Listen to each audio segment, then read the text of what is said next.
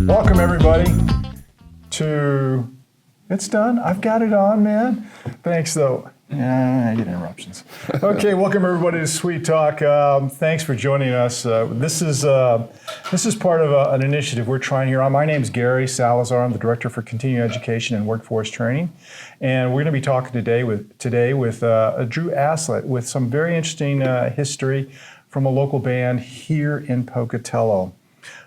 Joining us in this very unusual format, which is conversational, and we take it wherever it goes.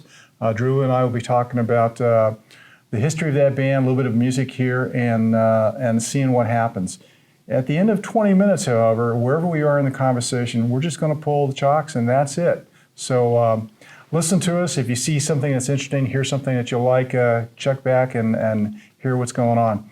And also, just a heads up, at the end of this thing, we'll have a little bit of a tickler coming up, and I'll tell you about it when we get there. Our 20 minutes, by the way, it started when I said hi.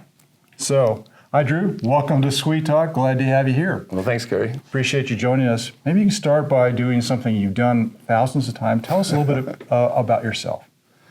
Well, I guess I moved to Pocatello in 1965, so I grew up here a good part of my life. And the band I'm in now, two of us began playing music in 1973 together. So, and still are doing it today. Okay, so your band is really called Snake Bones. Did I say Snake Bite earlier? No, don't say I didn't. It's Snake Bones. I think that is a band, actually. We have to give permission to say that. Yeah, okay.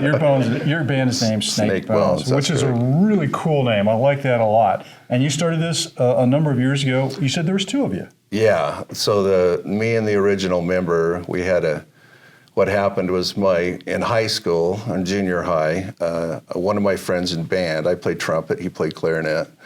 We figured out each other liked to play guitar, so we started hanging out, started playing together, and then another friend of ours wanted to play drums.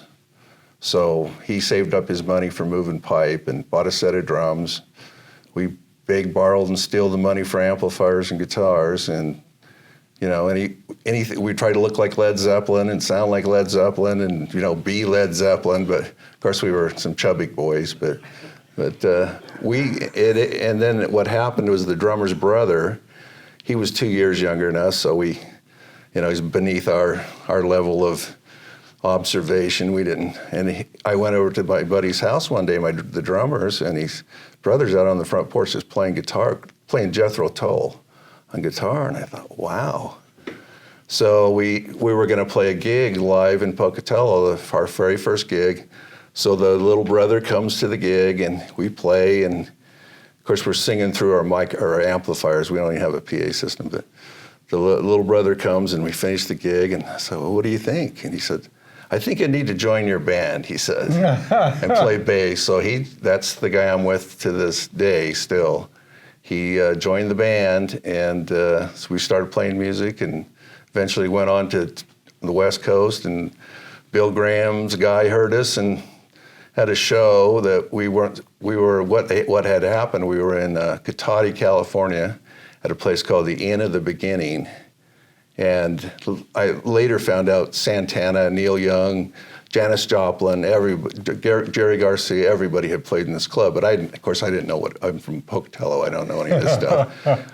They had two bands playing, and a guy got us a set right between the two bands. First band comes out, plays, everybody, that's nice, it's good, We got out there and we're playing all original music, and I don't know what happened, but when we finished, the crowd started rioting, and they were screaming and yelling and pounding on the tables, and we were going out the doors, and they were ripping my clothes or grabbing at me, and it's like the craziest thing I'd ever saw. So in that year, I was 21, so I was just old enough to get into a bar.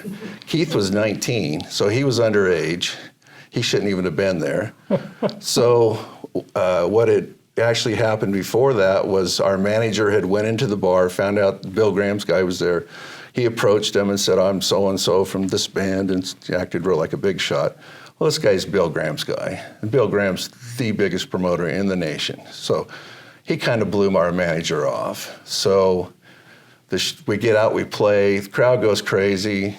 He sees that, goes right over to the manager and says, I'm interested in your band.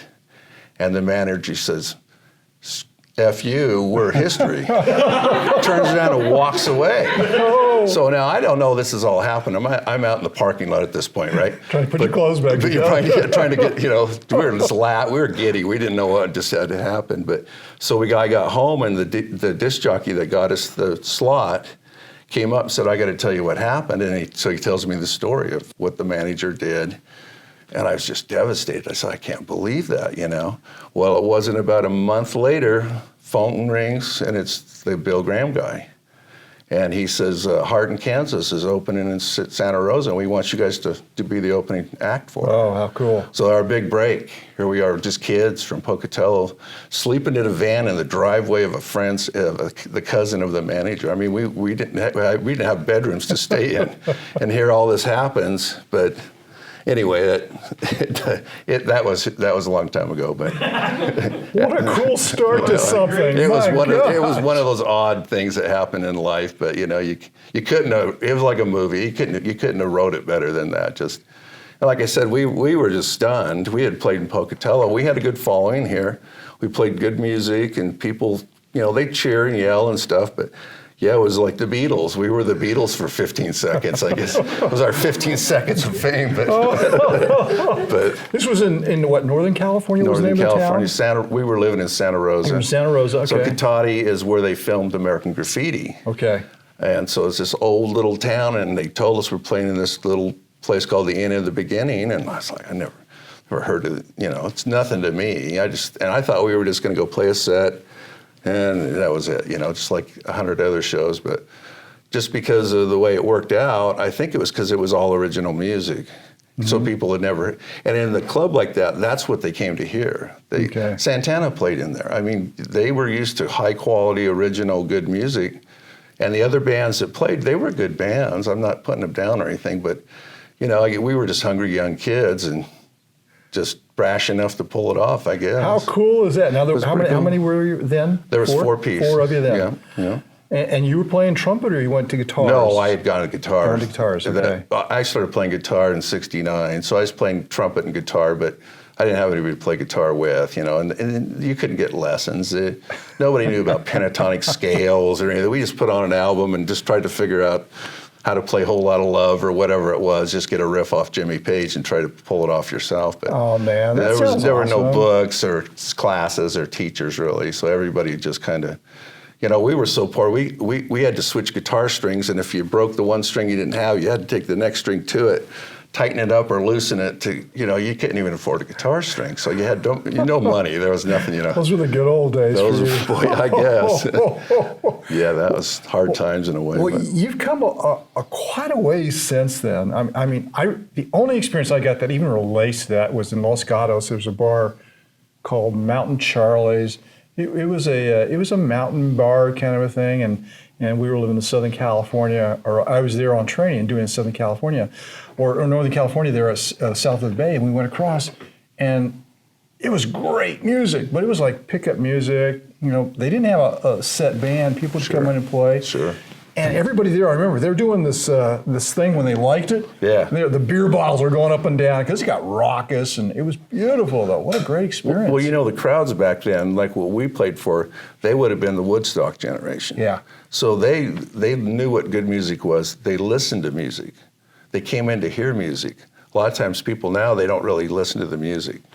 They're on their phone, they got other issues, they're thinking about whatever. Sure. And they just don't. That crowd wasn't like that, They were true. They were serious into music. Oh, How absolutely, cool. yeah. And you had to bring it. Yeah. I think we did so well at that gig because we didn't have jobs, and we were in the garage of that house playing all day long. So 6 to 7 hours a day we played the music. So when we went out there, I think that's what that showed. And you were making original music then? Oh yeah, absolutely. You were doing that together? From the very first year we got together, we had originals. And then we played Led Zeppelin, and we played Bad Company or the Eagles or whatever. To get a gig, they wouldn't hire an original band. You had to do, Tequila Sunrise or whatever the songs they wanted to hear. So we learned those we played those, but then we always threw, Toll and Some of your own Zeppelin band there, and Tommy Bolin. We were always throwing other music that people probably never heard on the radio, but that was still good music. Yeah. Still is good music. How cool is that, man? That's awesome. All right, so there you are, starting out, 21, 18, illegal in a bar, Chubbuck Boys, getting some Beatle action. You're moving on, and what's the direction for the band then? As you went past that, where did you go after that? Well, the economy was terrible, of course, back then, and the guitar player had to get a job in Sun Valley, so he moved up to Sun Valley, and we thought, well, let's just move up to Sun Valley, so up to Ketchum. So we all packed our stuff up, moved up to Ketchum, and then it was just hardly any work. It was even worse there. And of course, we're in a tourist town, so you're making $5 an hour, and rich people around. That's even tougher. Should have stayed in Chubbuck. That would have been an easier. But you do what you do. And so eventually, the guitar player that we followed up there came back. We stayed up there, went 3-piece, started playing in Twin Falls, and then eventually, I think I got hungry. It's just tough making it there. So I moved back to Pocatello. The guitar player that I'm with now, he stayed there for years and lived up there. And then I got together again with the original guitar player, the other guitar player in the 80s. And we played in the National a little bit, First National. And in college, I was going to school at Mass Comm here, and he was an anthropologist. So we got back together and started jamming again. Kind of started the whole thing back up again. And then now I always look at the Beatles' history and, how they were best buds, and then they get to this point and then that point, and now Lennon and McCartney went and talked to each other. And that's a metaphor for a lot of bands. It's not easy being in a band year after year after year after year, and there's personalities and there's who wrote what, and there's a lot of that going on. So it's bands are difficult to keep together. That's one of the biggest challenges then, is Absolutely. Keep staying with it. So now, really, me and Keith Vore, the little brother of the drummer, we always, now for the last 15 years, Snake Bones, we're the two guys that always, the drummer quits and the next drummer comes and the bass player quits and the next bass player. So we've been going through that, but we're always there every weekend practicing. Where do you practice at? I have a studio in the basement of my house. In the basement, huh? Just ask my wife. Yeah. Well, that's hung together for a while, so you're doing something right there. Yeah, and we do have our lineup now is just fantastic musicians. A drummer, he's from San Francisco, really good drummer. We're real happy with him. And then the bass player is 21 years old. So we're at the age of his grandfather. Yeah. So they call me Grandpa Drew, Grandpa Keith, but the kid can play, just amazing players. So. That's cool. That's cool that you're finding new talent too. Somebody else is getting a bit of a chance here to play with some folks who really got a wealth of experience, a lot of history there, a lot of fine tuning too. I mean, the music evolves as you get further down the road with that too. I mean, does it change for you? Do you find yourself with a different sound than when you started? Oh yeah, absolutely. I think we can take our time. I have a recording studio. We can go in and work 6 months on a song and bring people in, whatever needs to be done. We just had a harmonica player play on one of the tracks I gave you guys. And just throw little arpeggios and stuff in the song, so to give it that, that finishing touch. So, yeah, and now I would say the songs are longer, but I think I'm a better songwriter than I was. And obviously, when you're a kid, you just write, girls and partying and rock and roll and smoking and just basic thoughts like that. And now it's more about stories about people and, gunfighters or truck drivers or, bikers, or I like to write about, people. Some of it's fictional and some of it's based on real people too. So I kind of mix it up. That's neat. Are you the only one creating that originality, or are the others bringing some in? I write all the lyrics, and I generally write basically the basic structure of the song. And then Keith he's just an amazing player. He can take his basic rhythm and just embellish it to a point where you just can't even believe it. Really good lead guitar player too. He's got it all, and a great singer. He sang in the original band, so but we split the vocals about 50-50. Cool. But yeah, Very cool. he wrote one song, all the lyrics in the song, and that was a great song too. It's a really good song. It's going to be on our new album. But I challenged him to do that, and that's why he did it. And then I think if you don't force him to, he can write, but he just shows up for practice and plays. Yeah. So so I just do it. That is neat. Sometimes, who was I talking with? There was a sports psychologist, a doc, that I ran into in a previous life, and he was telling me about how he goes into organizations and he works with like baseball players, professional skiers and all, and how they have to be on the road and they're always working together. And sometimes there's some angst, which can be creative or it can be negative for the group.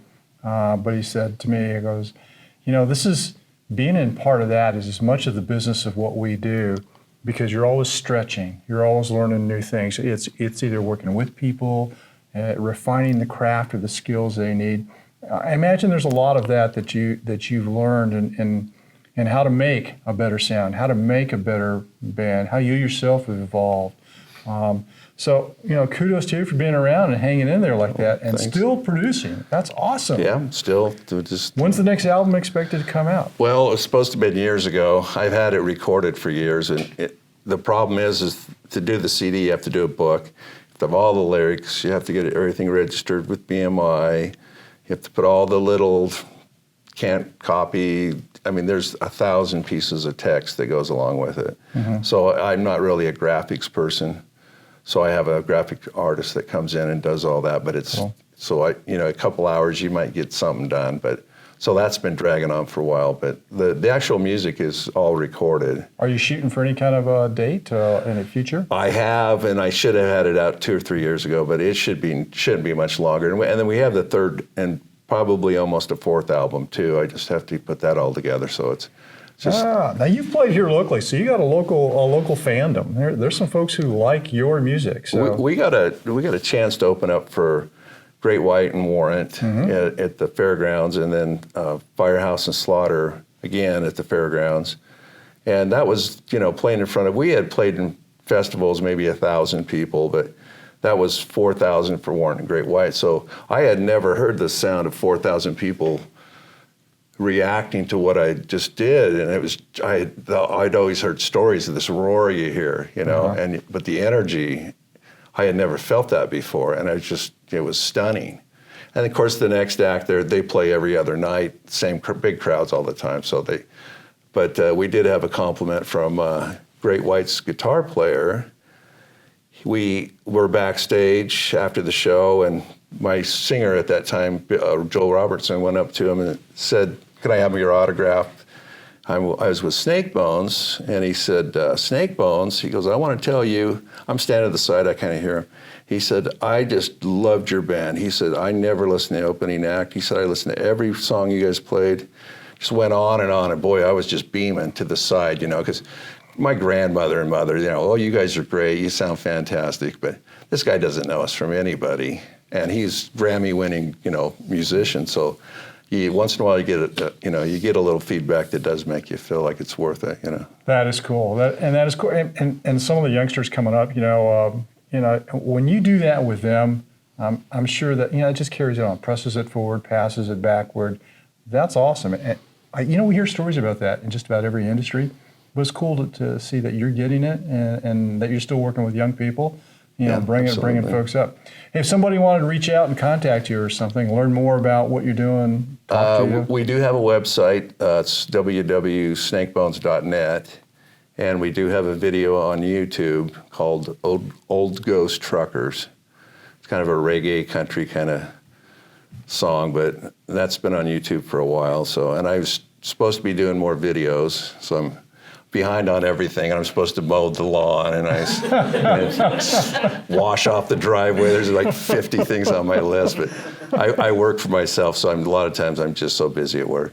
Yeah, Paul. Hey, Drew, you've been doing this for a long time now. What drives you to keep making music? Well, I did try to just give up and just say I'm done with it. It's too much work. And for whatever reason, it's Jerry Seinfeld So Jerry Seinfeld, he's a billionaire. Oh, geez, I'm sorry. He's a billionaire, I'm sorry, right? we're done. That's our time. That's our ticker going off. Can you guys hear that? The timer's done, Paul. I'm sorry, we can't get to that. He had a great On the answer side- coming in. I had a Seinfeld. Give me a break. My hero. Oh my goodness. Now that's it. We're going to have to stop it right there, Drew. Our time is up. Okay. You know, we've been talking with Drew today, talking about Snake Bones, music, bands, a lot of great history there. It's been a real pleasure to have him on board. We hope anybody in our audience who's been listening today, seen this, or listened to it in the podcast, if you're interested, you want to reach out, take a look at what he's got. Check out YouTube, and see what it sounds like, because this is fascinating. Thank you for joining us today on the podcast. If you want to get in touch with us, cetrain.isu.edu.